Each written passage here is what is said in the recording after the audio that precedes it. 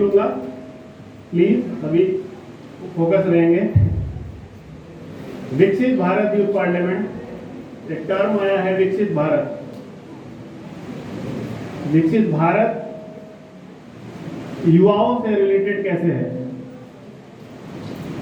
माननीय प्रधानमंत्री श्री नरेंद्र मोदी जी, हमारे प्राइम मिनिस्टर, उन्होंने एक विजन दिया है 2047 तक हम लोग विकसित भारत बनाएंगे अपने देश को। 2047 क्यों? क्योंकि 100 साल हम लोग उसमें फ्रीडम के कंप्लीट कर रहे हैं, इंडिपेंडेंस के। घर का मुखिया एक विजन देता है और उस परिवार के सदस्य उसको पूरा करने का संकल्प लेते हैं।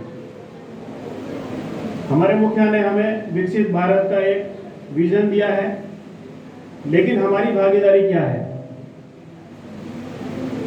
क्या एक यूथ की रिस्पॉन्सिबिलिटी है इस विकसित भारत के सपने को साकार करने के लिए? आपके व्यूज क्या हैं? आप क्या सोचते हैं? आपका जैसे टॉपिक है one nation one election, sir ने भी उसको हाईलाइट किया। वन नेशन वन इलेक्शन सही है या गलत? हमारा युवा क्या सोचता है? क्या वन नेशन वन इलेक्शन सही है? क्या वन नेशन वन इलेक्शन गलत है?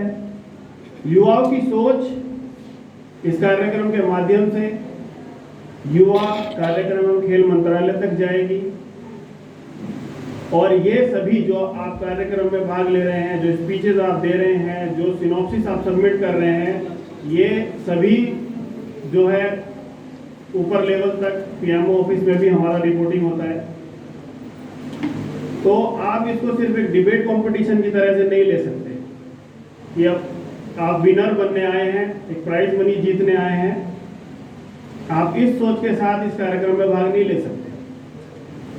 एज ए रिस्पॉन्सिबल सिटीजन आपका दायित्व है, आपकी रेस्पॉन्सिबिलिटी है, आपकी ड्यूटी है कि आप ऐसे मुद्दों पर अपनी आवाज रखें। वन नेशन वन इलेक्शन की मैं बात नहीं करूंगा।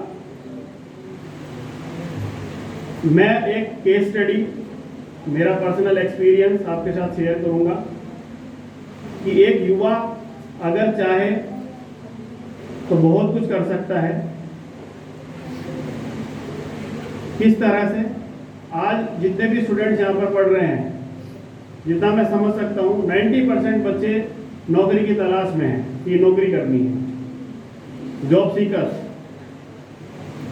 हम लोगों को जॉब क्रिएट करने के बारे में हम कभी नहीं सोचते। कर सकते हैं, जो पॉलिसीज हैं उनको इम्प्लीमेंट कर सकते हैं, लेकिन क्या हम किसी को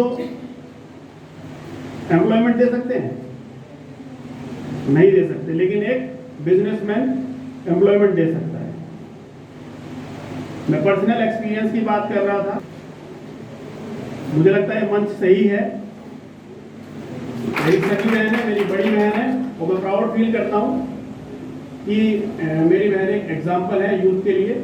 जब वो युवा थी तो उसने एक सोच रखी, अपनी मन में एक सोच ली, उसने जॉब भी की, जॉब के बाद उसने स्विच किया बिजनेस के लिए, रिसर्च की, बहुत सारी चीज़ों में, सब्जेक्ट्स में उसने भाग लिया और उसको एक आइडिया मिला।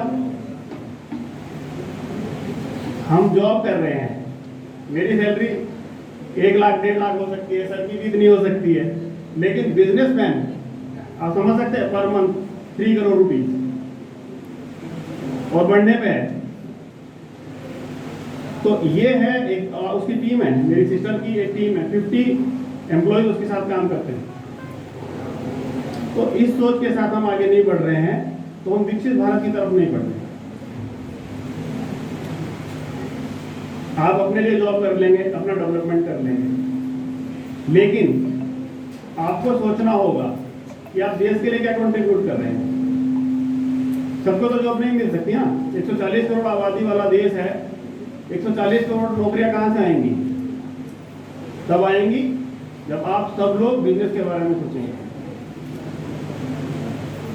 अब सोचिए ना, अभी आप, मैं मान के चल रहा हूँ 100-125 लोग बैठे हुए हैं, सब लोग बिजनेस की मान लीजिए सोच लेकर के चलते हैं, तो आपकी रीच कितनी हो सकती है?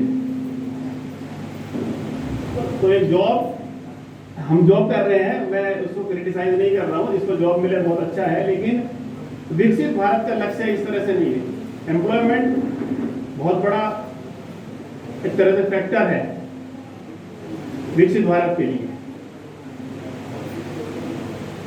आज आप जो सोच, जो अपने अंदर थॉट्स लेकर के आए हैं, वन नेशन वन इलेक्शन के सामने हम लोग सब सुनेंगे, लेकिन आपको सोच बदलने की जरूरत है। अभी क्या ये भाषण में कन्वर्ट हो गया है? नहीं सर। तो मेरा सिर्फ इतना है कि मैं जब भी स्टेज एक वॉइस रहती है कि मैं एटलीस्ट 5 लोगों को तो बिजनेस की तरफ ले जाऊं कि चलो बिजनेस का सोचेंगे वो लोग, ठीक है। अब मुझे नहीं लगता आप लोग इंटरेस्टेड हैं उस चीज में या नहीं, लेकिन प्लीज सोच जरूर रखिए, आप सब कुछ बदल सकते हैं। यूथ के अंदर एनर्जी है, ठीक है। एक एज होती है रिटायरमेंट की, उसके बाद क्या मतलब है? रिटायरमेंट के बाद वो बस उनको अपना जीवन पूरा करना है, उनकी सेवाएं खत्म हुई। आप 2047 में नहीं रहेंगे यूथ, आप यूथ नहीं रहेंगे। आज से आप नींव रख रहे हैं विकसित भारत की। कैसे विकसित भारत आप बनाएंगे, यह आपकी सोच है। इसीलिए भारत सरकार, उड़ीसा सरकार ऐसे कार्यक्रम करती है कि डिबेट में ना जाएं, अपने अंदर एक चेंज लेकर के आए। अगर आप जो चीजें यहाँ बोल रहे हैं, पहले अपने सेल्फ इम्प्लीमेंटेशन उसको कीजिए कि आप उन चीजों को अपने अंदर कर पा रहे हैं या नहीं। सोशल वर्क भी एक समय तक ही कर सकते हैं, सोशल वर्क भी एक समय तक ही कर सकते हैं। दिन का तो कुछ कमाना पड़ेगा ना, शायरी नहीं है ये, दिन का कुछ कमाना पड़ेगा ना पेट पालने के लिए। तो इस सोच के साथ हमें चलना है। सबसे बड़ा चैलेंज आपके सामने यही है कि आप कैसे